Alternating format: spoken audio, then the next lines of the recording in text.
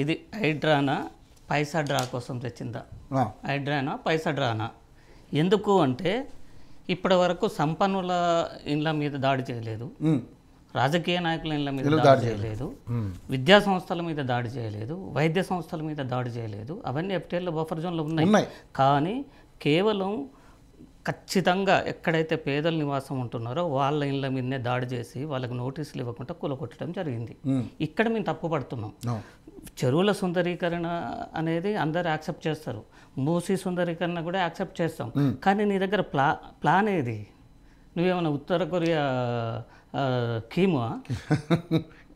ఇది ఏమన్నా ఇది నియంత పాలన? ఇది ప్రజాస్వామ్యం అండి. ప్రజాస్వామ్యంలో నువ్వు ఏం చేయాలి? ఒక ప్రణాళిక ప్రకారం వెళ్ళాలి.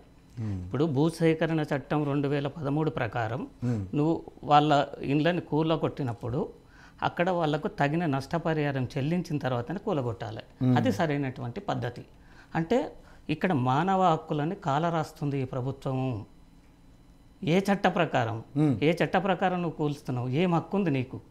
ఇల్లు కూల్చే హక్కు నీకు ఉందంటున్నావు కదా, మరి అందులో ఉన్న వస్తువులను ఖరాబ్ చేసే హక్కు నీకు ఎక్కడిది? వాటిని కనీసం బయటకు తీసుకునే ఇది ఇవ్వాలి కదా. వాళ్ళు తీయకపోతే నువ్వైనా తీయాలి కదా. ఎవరిని నమ్మాలి ప్రజలు? ఒక ఇల్లు కొనేటప్పుడు, ఒక ప్లాట్ కొనేటప్పుడు ఎవరిని నమ్మాలి? రేపు పొద్దున ఏది రంగనాథ్ గారు పర్మిషన్ ఇస్తే తీసుకోవాలన్నా, లేకపోతే రేవంత్ రెడ్డి ఇస్తే తీసుకోవాలన్నా? ఎవరిస్తే తీసుకోవాలండి?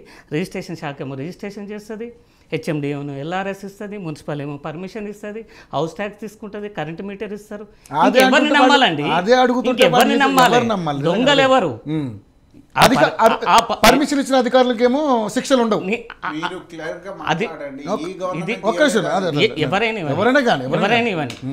ఎవరైతే ఇరిగేషన్ డిపార్ట్మెంట్స్ అక్కడ కన్స్ట్రక్షన్స్ వస్తుంటే చూశారో ఉద్యోగులు, ఎవరైతే పర్మిషన్ ఇచ్చారో మున్సిపల్ డిపార్ట్మెంటు, ఎవరైతే రెవెన్యూ డిపార్ట్మెంట్ చూస్తూ ఊరుకున్నారో వాళ్ళందరి ఉద్యోగాల నుంచి ముందు రిమూవ్ చేయాలి. వాళ్ళ దగ్గర నుంచి నష్టపరిహారం వసూలు చేయాలి, వాళ్ళని జైళ్ళకి పంపించాలి. అది చేయట్లేవేంది నువ్వు? ఫస్ట్ అది నువ్వు చేయట్లేవేంటి? అది ఇంకోటి, నీకు ప్రతి వ్యక్తికి ఫస్ట్ నువ్వు అవగాహన కల్పించాలి. నేను 2000 ఇస్తున్నా, 4000 ఇస్తున్నా, బస్ ఫ్రీ ఇస్తున్నా అని టీవీ యాడ్స్, పేపర్ యాడ్స్ ఇచ్చినట్లుగానే ప్రతి చెరువు చుట్టూ ఎక్కడి వరకు ఎఫ్టీఎల్ ఉంది, ఎక్కడి వరకు బఫర్ జోన్ ఉంది, నువ్వు మార్క్ చేయాలి. నువ్వు మార్క్ చేసి అక్కడ వాళ్ళకి అవగాహన కల్పించాలి. కల్పించిన తర్వాతనే నువ్వు మిగతా కార్యక్రమం చేపట్టాలి.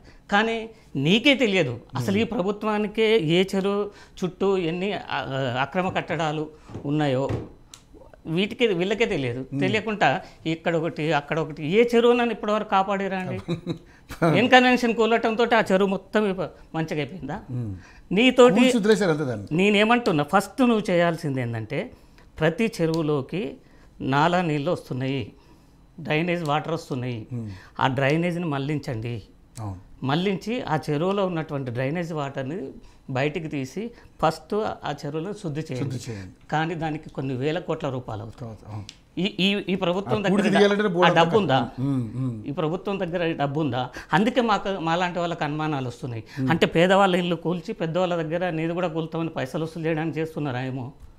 మూసీ సుందరీకరణ 150,000 కోట్లు అంటుందండి. 150,000 కోట్లు ఎవరు కట్టాలి రేపు? ఇప్పుడు మూసీ ఎవరైతే పేదవాళ్ళ ఇల్లు ఉన్నాయో వాళ్ళు కూల్స్తున్నారు కదా, వాళ్ళు కూడా కట్టాలి 150,000 కోట్లలో భాగస్వాములు. రేపు వాళ్ళ దగ్గర కూడా ట్యాక్స్లు వసూలు చేయాల్సిందే గవర్నమెంట్. ఇది రేవంత్ రెడ్డి కట్టాడు, హైడ్రా కమిషనర్ రంగనాథ్ గారు కట్టారు, ప్రజలే కడతారు. ప్రజలే కడతారు. ఇప్పుడు నీకు అసలు ఇక్కడ వీళ్ళు వాగ్దానాలు, ఎలక్షన్స్కి ముందు ఇచ్చినటువంటి వాగ్దానాలు నెరవేర్చడానికి నీ దగ్గర డబ్బు లేదు. ఇవాళ మూసీ సుందరీకరణకు 150,000 కోట్లు పెడతానంటున్నావు. అరే పేదవాళ్ళు ట్రీట్మెంట్ చేసుకునే వైద్య సంస్థలకు గాంధీకో 100 కోట్లు, ఉస్మానికో ఎంఐఎంకో 100 కోట్లు, ఇట్లాంటి వాటికి ఇవ్వవు. కానీ వీటికి వస్తాయి నీకు దగ్గర నీకు డబ్బులు. ఏం సుందరీకరణ చేస్తాం? ఎవరికి లాభం? ఇవాళ సరే పేదల నివాసాలు కూలుస్తున్నామే, మరి మీ రాజకీయ నాయకుల విలాసాలు ఎందుకు కూల్చావు? 111 జీవోలో చాలా కొన్ని వందల కట్టడాలు ఉన్నాయి, రాజకీయ నాయకుల విలాసాలు. అసలు 111 జీవో మా పరిధిలోకి రాదు అంటుండు రంగనాథ్. అసలు 111 జీవోని కాపాడకపోతే హైదరాబాద్ మునగటం గ్యారెంటీ. ఉస్మాన్ సాగర్, హిమాయత్ సాగర్ కలుషితమైపోతున్నాయి. అక్కడ వాటర్ అంతా మొత్తం హైదరాబాద్ నగరం మీద పడి రేపు హైదరాబాద్. అవును, నువ్వు అది చేయవు. కానీ నువ్వు విద్యా సంస్థలు, ఇంకా ఈయన ఏం చెప్తారు రంగనాథ్ గారు, విద్యా సంస్థలను కూలిస్తే విద్యార్థులు నష్టపోతారు. అరే కిరాయి భవనాలలో నడుపుకుంటారండి, అట్లాంటి వందలు ఉన్నాయి వాళ్ళకు. అద్దె భవన్లు ఇంకో భవన్లో నడుపుకుంటారు. ఎవరికి తక్కువ ఉన్నాయి? ఏ విద్యా సంస్థలు అసలు వీళ్ళు పోత కూలిపోతుంది ప్రభుత్వం, పోతే ఈయన ముఖ్యమంత్రిగా దిగిపోవాల్సి వస్తుంది. అసలు హైడ్రానే రద్దు అయిపోతుంది వాళ్ళ జోలికి పోతే. చాలా దారుణమైనటువంటి అంత బలమైన కారణం ఉందంటారు ప్రవీణ్ గారు? ఏం లేదండి, బలమైన కారణం ఏంటి? చిన్నోళ్ళని రోడ్డు మీద పడేయాలి, పెద్దోళ్ళ దగ్గర కొట్టాలి, అంతకుమించి ఇక్కడ ఏం కనబడట్లేదు, నిజాయితీ కనబడట్లేదు. ఒక్క చెరువునన్నా ఈ 2 నెలల్లో నువ్వు రక్షించగలిగిన, ఒక్క చెరువునన్నా జరిగింది కానీ వాటిని క్లియర్ చేయడం అనేది జరగలేదు. ఏంది ఆడింత ఆడింత ఏంది అసలు? ఒక పద్ధతిగా పోతే అందరం హర్షిస్తాం, మేము కూడా కోరుకుంటున్నాం. చెరువులను ఖచ్చితంగా పరిరక్షించాలి, పర్యావరణాన్ని కాపాడాల్సిందే, క్వశ్చనే లేదు. ఎందుకంటే హైదరాబాద్ నగరం వరదలు వస్తే మరి ఇవన్నీ ఖరాబ్ అయితే మునిగిపోతాయి. కాబట్టి భారతదేశంలో హైదరాబాద్ నగరం చెప్పుకోదగ్గ నగరం, ఇంకా విస్తరించడానికి చాలా అవకాశం ఉంది. దాన్ని బ్లేమ్ చేయకండి.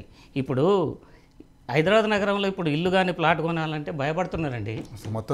ఎవరినైనా కొనాలి, ఎవరిని నమ్మాలి? ఇప్పుడు రెవెన్యూ వాళ్ళని నమ్మాలా, మున్సిపల్ వాళ్ళని నమ్మాలా, హెచ్ఎండిఏ నమ్మాలా? అది దరిద్రం ఏంటంటే హెచ్ఎండిఏ కూడా గవర్నమెంట్ భూములకు పర్మిషన్ ఇచ్చిందండి, వక్ఫ్ బోర్డు భూములకు పర్మిషన్ ఇచ్చింది. ఎంత దారుణం! మరి ఇంకెవరిని నమ్మాలి చెప్పమను? అది ముందు అది చెప్పిన తర్వాత నువ్వు పని చేయి.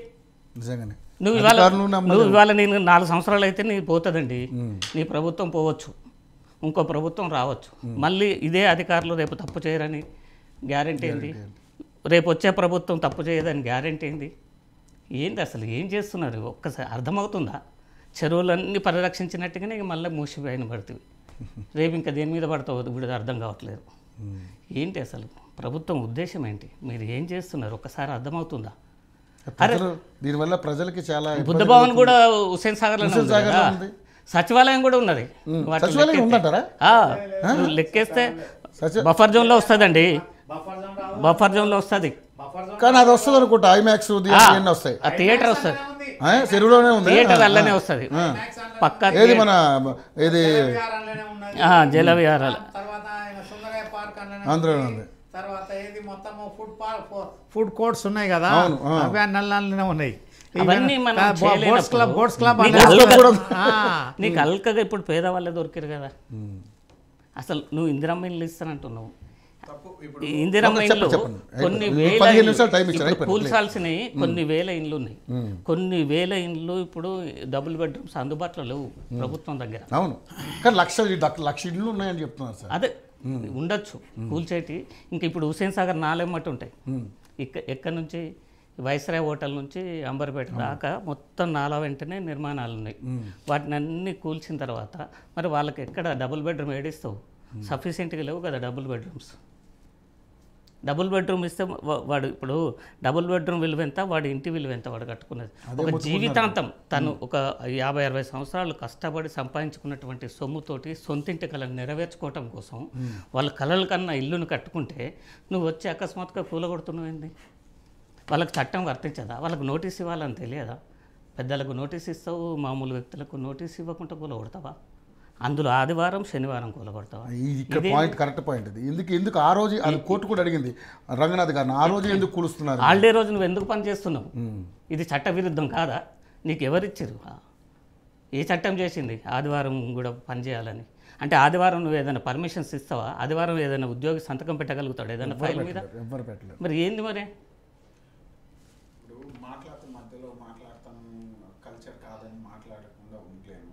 ఇప్పుడు అన్నగారు చెప్తున్న దాంట్లో ఏంటంటే పేద వర్గానికే టార్గెటెడ్గా చేస్తుంది గవర్నమెంట్ అని. వాస్తవానికి తప్పు. ఒకవేళ పేద వర్గానికి ఇప్పుడు చూద్దాం, స్టాటిస్టిక్స్ చూద్దాం. మన తెలంగాణలో 4 కోట్ల జనాభాలో మన దగ్గర ఉన్నది ఎంత? 35 to 40% బిలో పవర్టీ లైన్ వాళ్ళే ఉన్నారు.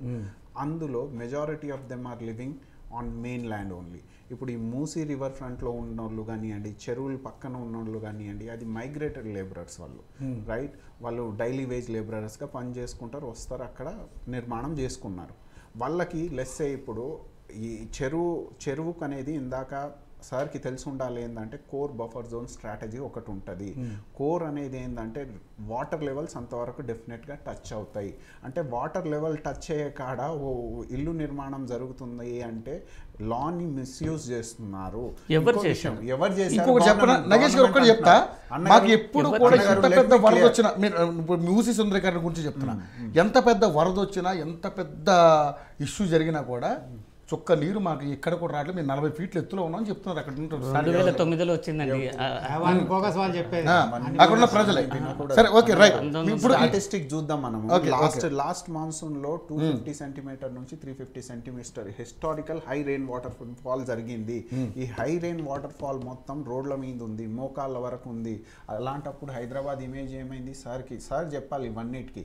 ఇగో పేద వర్గం ఎవరైతే మూసీ రివర్ ఫ్రంట్ లో ఉన్నారో, చెరువుల పక్కన ఉన్నారో కొంచెం ఎఫెక్ట్ అవుతుంది వాళ్ళకు. వాళ్ళ ఈ నిర్మాణాలు తీయద్దని చెప్పట్లేదు, వాళ్ళకు నష్టపరిహారం మీరు వినే ఓపిక పెట్టుకోండి. ఓ గవర్నమెంట్ అప్రోచ్ పెట్టుకుంది అంటే దానికి విక్టిమ్ సైడ్ ఎంత, దానికి రెమెడీ మెషర్స్ కూడా తీసుకుంటది. ఊరికే ఏ గవర్నమెంట్ అలా చేయాలి. మీరేమో ₹1 కోటి ఇల్లు కూల్చేసి మీరు డబుల్ బెడ్రూమ్ ఇస్తా అంటే ఎవరు వెళ్ళే పరిస్థితి లేదు సార్. ఇక్కడ జరుగుతుంది అదే. That is what I am trying to say you. Private భూమి కూడా ఉందండి, సరే నేనైనా సరే మీ పర్సనల్ లైఫ్ ఒకటి ఉంటది, నేను దాంట్లో రావద్దు as per law. Ignorance to the law. ఏ రోజైతే నువ్వు ఉల్లంఘిస్తావో, నా దగ్గర ధనం ఉంది నేను లేక్ సైడ్ వ్యూ కావాలని వెళ్ళావో, ఆ రోజు you are misusing the law. అలాంటప్పుడు జ్యుడిషియరీ కూడా సపోర్ట్ చేయదు మీకు. మీరు అది లేక్ రీజియన్ లో ఉన్న, FTL రీజియన్ లో ఉన్న మీరు కొన్నారు. ఏ government corporate real estate towers ఉన్నాయి. తెలంగాణ రియల్ ఎస్టేట్ అసోసియేషన్ కి ప్రెసిడెంట్ కదా సార్, సారే చెప్పాలి నాకు. లాస్ట్ 8 months బ్యాక్ ఎవరు గవర్నమెంట్ ఉంది? కాంగ్రెస్ గవర్నమెంట్ అయితే ఎవరికి ఇవ్వలేదండి. ఏ రియాలిటీకి గ్రీన్ సిగ్నల్ ఇవ్వలేదు. ఏ గవర్నమెంట్ ఉంది సార్ లాస్ట్ 10 years లో? మీరు చెప్పండి. స్టాటిస్టిక్ చెప్తున్నాను, 7,000 నుంచి 8,000 చెరువులు ఎంక్రోచ్ అయ్యాయి బాబు. మీరు బఫర్ జోన్ కి మించి నిర్మాణం చేసుకుంటున్నారు అంటే ఫ్రీ హ్యాండ్ ఏ గవర్నమెంట్ ఇచ్చింది? ఇది BRS గవర్నమెంటే కదా. మీరు ఏవైతే ప్రీవియస్ గవర్నమెంట్ ఎంప్లాయీస్ అయితే ఎర్ర చేశారో, ఏ గవర్నమెంట్ 50 ఏళ్ల నుంచి చెరువుల ఆక్రమణ, నాలాల ఆక్రమణ ఇవాల్టిది కాదు, BRS గవర్నమెంట్ ముందు నుంచి 50 ఏళ్ల నుంచి ఉంది. 50 ఏళ్ల నుంచి అన్నగారు ఇక్కడే తెలంగాణ ఏర్పడక ముందు తప్పు జరిగింది అన్నగారు, తప్పు జరిగింది. దానికి రెక్టిఫై చేయాల్సిన సమయం ఇప్పుడని గవర్నమెంట్ అంటుంది. ఎందుకంటే రాబోయే తరానికి ఇది నేర్పవద్దు. అద్భుతమైన సిటీస్